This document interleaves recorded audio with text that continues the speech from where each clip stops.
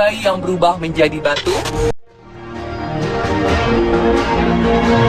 Bukan, ini bukan cerita rakyat maling kundang yang bercerita tentang kutukan sang ibu hingga si anak berubah menjadi batu. Tapi ini benar-benar nyata.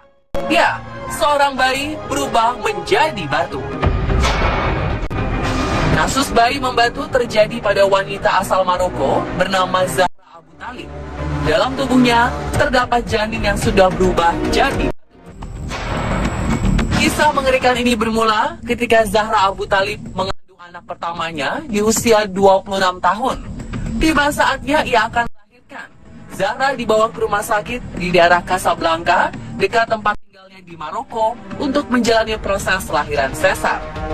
Zahra bercerita ketika ia berada di rumah sakit, ia begitu ketakutan setelah melihat seorang pasien perempuan meninggal dunia saat proses melahirkan. Peristiwa ini membuat Zahra trauma dan khawatir akan mengalami hal yang sama. Ia lalu memutuskan untuk kabur dari rumah sakit dan menahan rasa mulas dan sakit selama 2 hari hingga tidak jadi melahirkan. Setelah 2 hari menahan sakit, ajaibnya sakit yang luar biasa ini berhenti begitu saja. Zahra pun mempercayai mitos bahwa ia mengalami kasus yang dinamakan bayi tidur. Dan untuk mendapatkan anak, Zahra memilih jalan adopsi. Ia telah mengadopsi 3 orang anak. Cerita tidak berhenti sampai di situ saja. Saat usianya sudah menginjak 75 tahun, rasa sakit yang pernah ia rasakan saat mau melahirkan tiba-tiba kumat lagi. Setelah dibawa ke rumah sakit, dokter mengira Zahra mengidap tumor pada ovariumnya. Namun melakukan scan, ternyata dalam perutnya tersebut terdapat bayi yang telah membatu dan menjadi mumi. Mengeluarkan janin yang telah membatu lebih susah dan beresiko, sehingga biasanya terjadi komplikasi, misalnya ada perobekan di dinding rahim dan jalan lahir. Setelah melalui pertimbangan, akhirnya dokter memutuskan untuk tetap mengeluarkan janin batu ini agar kondisi Zahra kembali pulih. Fosil janin ini berukuran 3,1 kg dengan panjang mencapai 42 cm.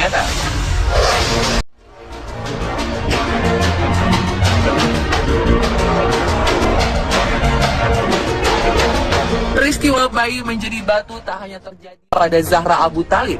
Dalam kurun waktu 400 tahun, sekitar 300 wanita lainnya di dunia juga mengalaminya. Contoh lainnya dialami oleh wanita berusia 92 tahun di Chili. Di dalam perut nenek ini terdapat bayi yang tak dilahirkan dan diperkirakan telah berusia 50 tahun dalam perutnya. Bedanya dengan Zahra Abu Talib, nenek ini mengaku tidak pernah menyadari kalau ia sedang hamil. Bayi naas tersebut harus menemui ajalnya dengan ringkuk kaku serta membatu.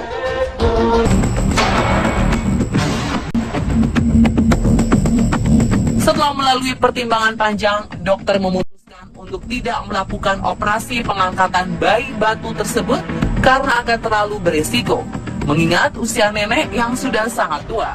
Si nenek pulang tanpa mendapat pengobatan. Kasus serupa juga pernah terjadi di Indonesia, tepatnya di daerah Jambi. Awal Maret 2017 lalu, perempuan yang diketahui sudah berumur 60 tahun mengandung hingga puluhan tahun. Namun anehnya, sang ibu tidak sadar bila dirinya sedang mengandung sang bayi. Peristiwa langka ini diketahui setelah sang ibu memeriksakan diri ke dokter. Saat dicek, barulah diketahui bahwa perempuan asal Kabupaten Tanjung Jabung Timur ini tengah mengandung. Namun bayinya tersebut telah membatu. Diperkirakan usia kandungannya sudah berusia 37 tahun. Sayang, sang buah hati telah tiada. Ia telah lama meninggal dunia di dalam perut sang ibu. Bayi yang menjadi batu ini telah diangkat melalui proses operasi.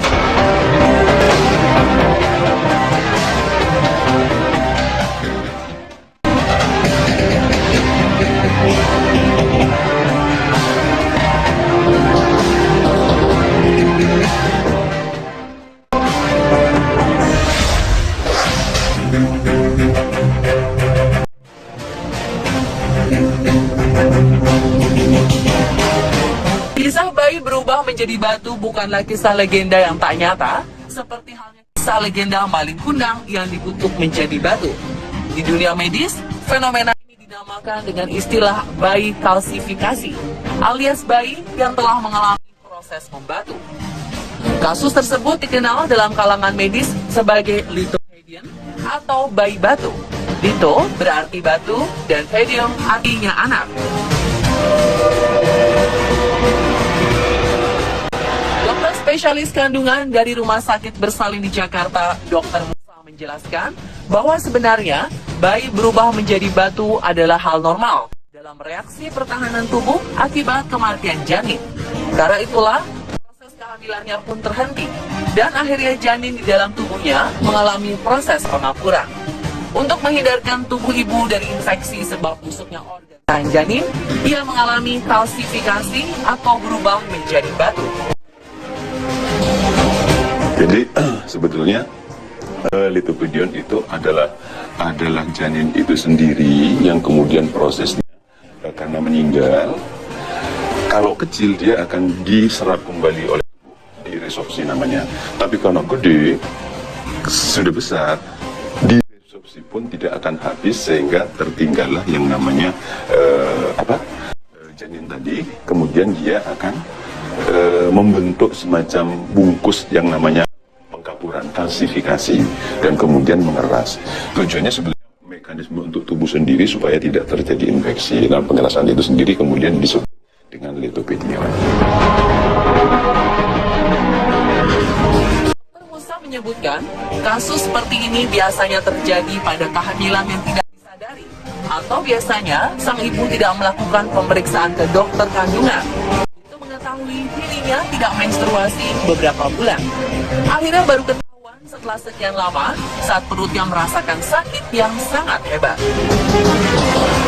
Kemudian lithopedion itu tragedi kebetulan ceritanya lama satu yang bersangkutan tidak melakukan pemeriksaan kepada dokter.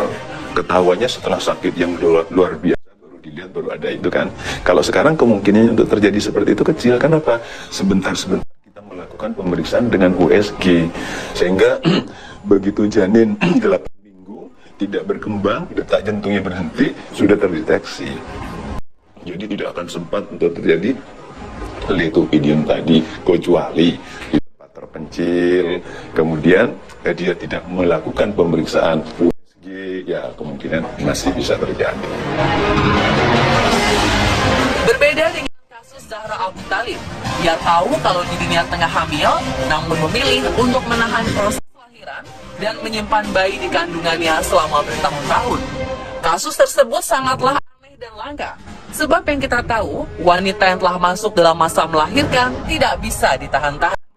Beberapa kasus melahirkan di jalanan, di pesawat, di angkutan umum, atau di perjalanan menuju rumah sakit adalah contohnya. Bagaimana pendapat Dr. Musa mengenai kasus Zahra Abu Thalib ini? Di dalam kehamilan, tentunya hormonal kehamilan yang akan tumbuh atau meningkat. Nah, begitu kehamilan itu cukup bulannya, kasarannya hormonal untuk kehamilannya menurun, hormonal untuk melahirkannya yang meningkat.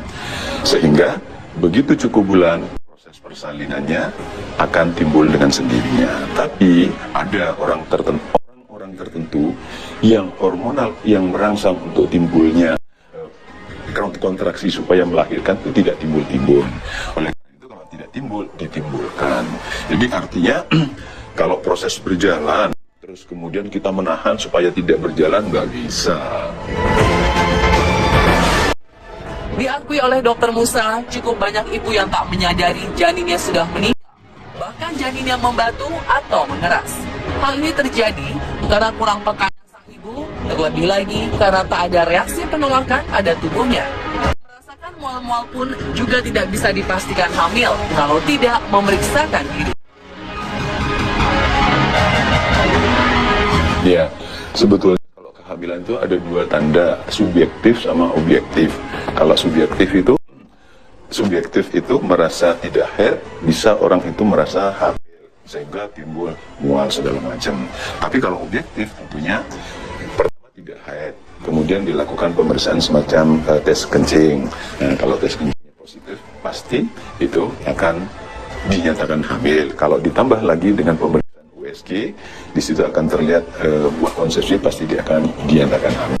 Tapi memang belum tentu orang hamil itu mempunyai keluhan. Tidak semua orang, artinya mual dan muntah tadi belum tentu, sifatnya individual. Jadi tidak berarti orang mual, muntah bisa dipastikan, diartikan bahwa itu hamil, tidak.